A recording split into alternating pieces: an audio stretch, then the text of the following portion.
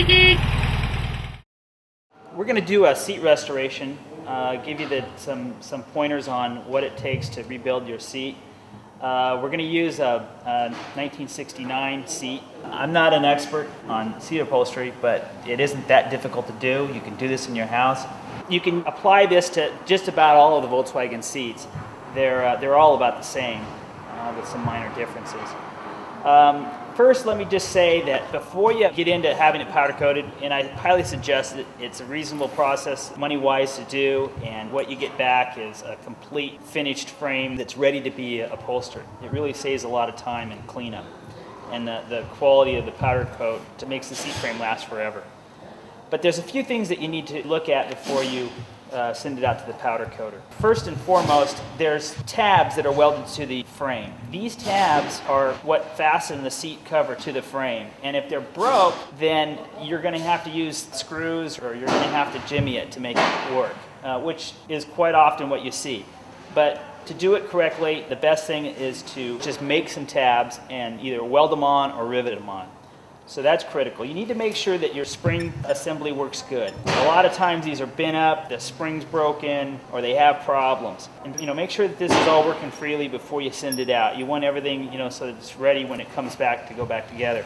You need to make sure that all the welds are solid. On the early seats, they break welds quite often, and you need to have that repaired before it goes out to the painter. The other thing you want to check for is you want to take the seat frame and slide it onto the seat tracks in your car and make sure that it's fitting properly. A lot of times the seat frames collapse inwards or outwards and they don't fit the seat tracks correctly, or the seat tracks need to be adjusted. So get the seat frame and slide it back and forth on the tracks and make sure that everything lines up and works properly. The other thing you want to make sure is that your reclining mechanism, this reclines the seat and locks the backrest in position, is in good working order. You want to remove all of this before it goes out to the powder coater and have all these pieces powder coated separately. It can be a complicated setup, so when you take it apart, you need to take one apart at a time and mark everything, bag everything separately, so that when it comes time to put it back together, all the pieces go back together correctly, because it's real easy to get pieces mixed up left and right. One last thing is that you want to make sure that all of your pieces are correct for the car. And in fact, doing this, I found out that I had a 1968 seat that turns out was a one-year-only seat.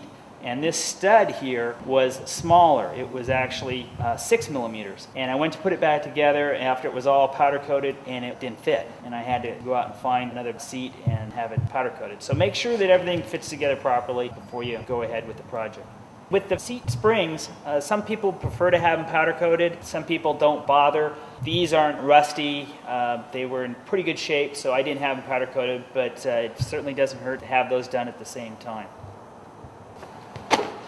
First, we're going to go ahead and put the underlayer of the coconut fiber seat cushion. What this does is it helps protect the cushion from wanting to work its way down through the springs. It just gives it overall support, and it helps insulate the coconut fiber from the elements. So the way we do this is we hog ring it down all the way around.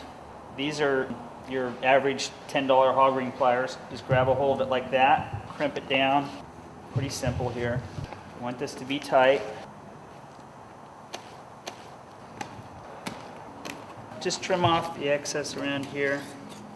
You can leave maybe an inch or so around the perimeter. Again, it doesn't really show. We've got all our hog rings in.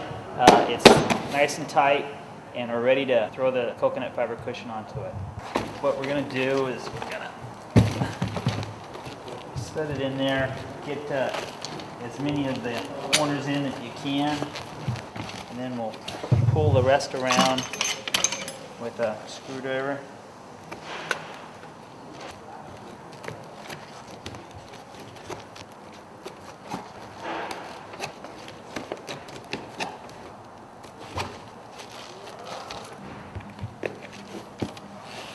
Cushion's on.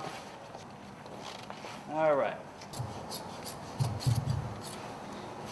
Next step, we're going to install a real thin material, and what it does is it just helps smooth the whole surface out, and it really fills out the cushion and just makes for a real professional looking product when you get done with it. You don't have to use this, but we think it just helps, and actually the factory used a cotton material around the edges to help fill out the piping as it went around the edges. As a side note, I want to show you what the factory used in between the coconut fiber cushions and the seat cover. This is an original seat, if you couldn't tell, that has, you can see the cotton material that they used underneath the cover. And what they did was they used this around the perimeter, you can see here, of the cushion. They kind of wrapped it around the edge, all the way around the whole perimeter of it. It just helped fill out the piping in the corners and gave it a nice, good, full look. We're going to use a little bit different material, does the same thing.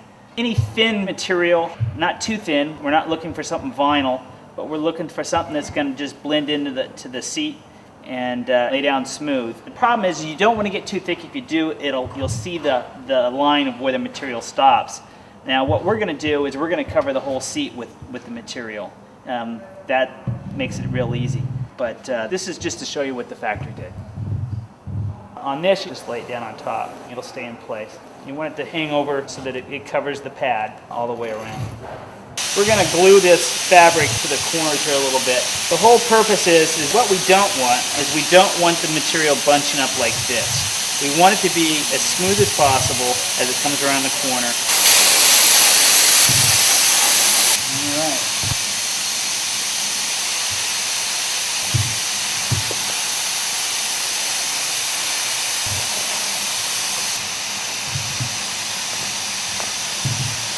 So what we want to do is we want to turn inside, or right side out, the front part of the cover. We want to keep the tail of the welting here pointed down along the front edge so that it faces the side panel here. We don't want it pointing up this way. What we do, set it on the pad like this, work it in.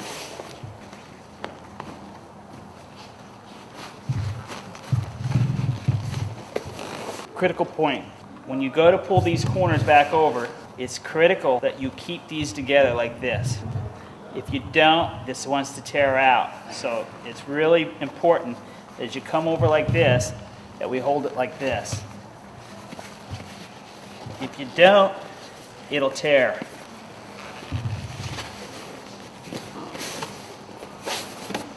Just keep on working it, pulling and fitting. You want the seams, the welting, to run along the corner. You don't want it hanging down, you don't want it too far up, you want it just on the corner, all the way around.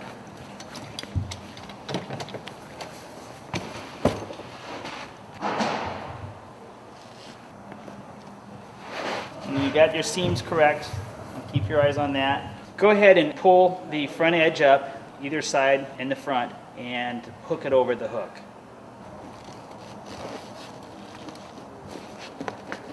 You want to make sure that you get it over enough so that you're hooking over the string inside the cover. One thing to note, these tabs I've kept bent at pretty much the angle they stay at because I didn't want to take the chance of breaking them like I talked about earlier, so that's why they're bent like that. It makes it a little bit more difficult putting the seat cover on, but then they don't break time in the long run.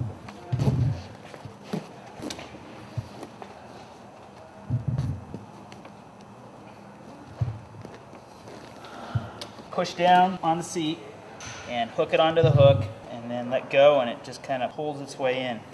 This is the rod that sits, that inserts into the back of the cover here. This is headliner rod actually. The rods were missing. This is a nice stiff rod. It's about the right diameter. It works really well. One thing to note is these have a tendency to poke through the upholstery material, so I'm going to go over and I'm going to grind down the edge a little bit to make it real nice and smooth.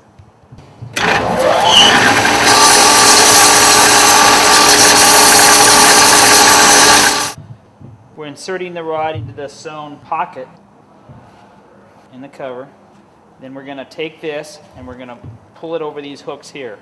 You want to make sure that you get it in the center and not off to one side. So you push down.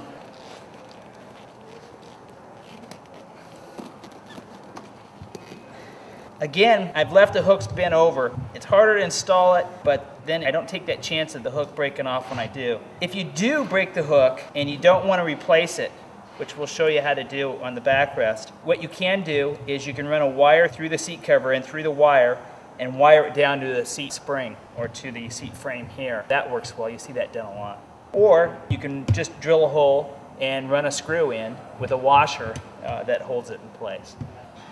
Last step here is we want to tie off this string onto one of the seat frames.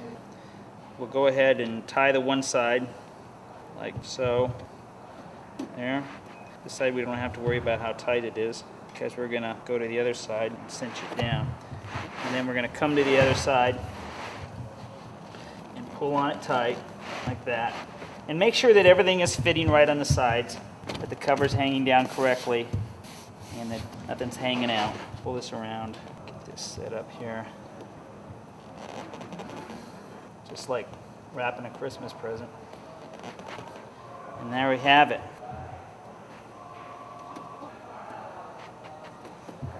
Clip off the excess with some scissors. And that's it. What we want to make sure is that, well, we've already made sure that our welting is on the edge, it's nice and straight. What makes this project so easy, and I think look professional when it gets done, is the coconut fiber seat cushions. There really isn't much to do with them. They're already shaped to the right shape. You put them on, the cover goes on real easy, and you really get a professional looking job when you're done. I mean, just the way that the cover fits the cushion is because the under layer, the pad is made to fit exactly what the job that you're doing, the seat that you're covering. One of the secrets of a upholstery shop is the heat gun. What this does on the vinyl is it takes out all these little imperfections that you've got. On all your areas that have the wrinkles in it, the heat gun will take care of that for you. When you're using a professional heat gun like this, you got to watch it real close. Make sure that you don't heat it up too much. So now that we've got the seat covered, we're going to go ahead and install this side cover. A little tricky, you got to get it underneath the hinge here. It's got a little clip built onto the back of it right here. This twists up and over like that, and that's installed.